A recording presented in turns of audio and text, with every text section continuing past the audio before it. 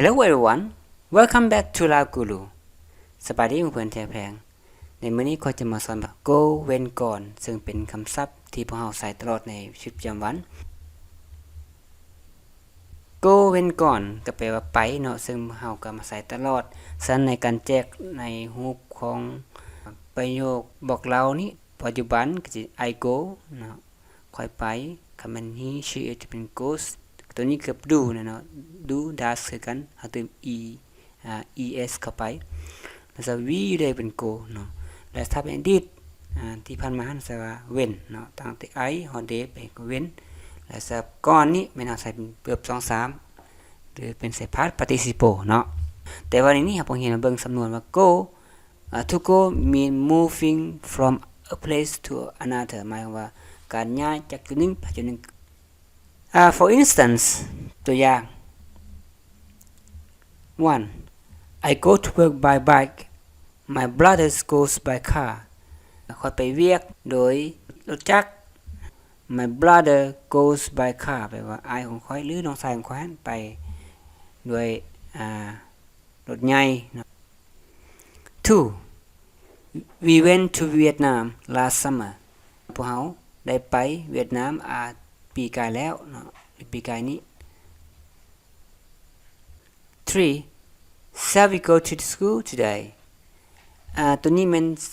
พวกเราไปโรงเรียนบ่มื้อนี้หรือไปโรงเรียนเถาะมื้อนี้อะไรเนาะอันนี้เป็นคำส่วนหลายกว่าที่เป็นคำถามเนาะ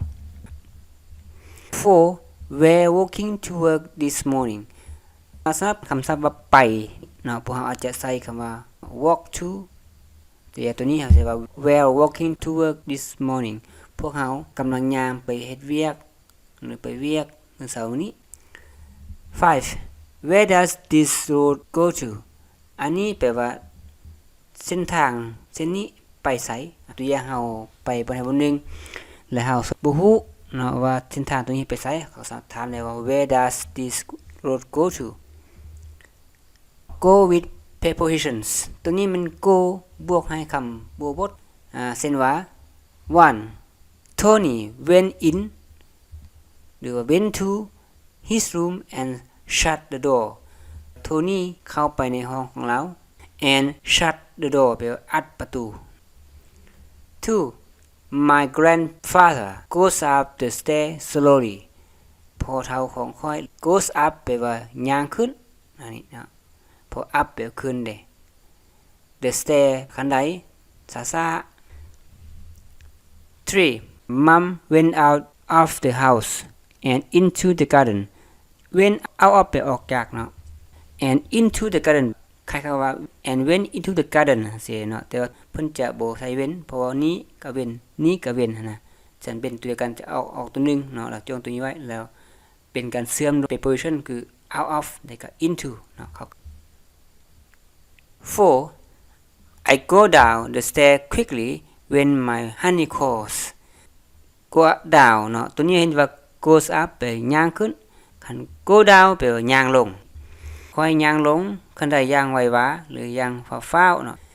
when my honey call เมื่อแฟนของค่อยหรือเมียของค่อยหรือว่าพวกค่อยก็ได้ honey นี่แปลว่าที่ฮักเนาะเอิ้นหรือฮ้อง 5. Go away I don't like you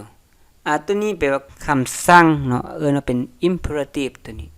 จะบ่มี subject เนาะแปลว่าหนีหรือว่าไปไหมค่อยบ่มักเจ้าตัวอย่างหมาที่เข้ามาใกล้เฮามากกว่า Go away I don't like you ไปไกลเนาะ Go plus ing for activities ตัวนี้มันสำนวน go ไปกับบวกให้กริยาที่เติม ing เนาะหากจะเว้าเกี่ยวกับเหตุการณ์หรือกิจกรรมใดหนึ่งเนาะเช่นว่า 1. Women love going shopping ผู้หญิงมักไปซื้อเครื่องสันตัวนี้ให้เข้าใจว่า love going ตัวนี้ก็ ing ตัวนี้ก็ ing เนื่องจากว่าตัวนี้ love เป็น verb ที่เป็นสภาพของจิตใจเนาะบ่เป็น verb ที่เป็นแสดงการกระทำแล้วกริยาตามหลังเพิ่นจะเติม ing เสมอเนาะซึ่งเราจะเห็นเลยๆนะ love going shopping แล้ว shopping นี้ต้องตามหลัง go ไปแต่เป็น shopping เนาะแต่ไม่ได้ ing 2. I go playing badminton every evening ตัวนี้เช่นเดียวกันเนาะ go playing แปลว่าไปเล่นหยังเล่นแบดมินตันทุกๆตอนคำ 3. Let's go dancing ไป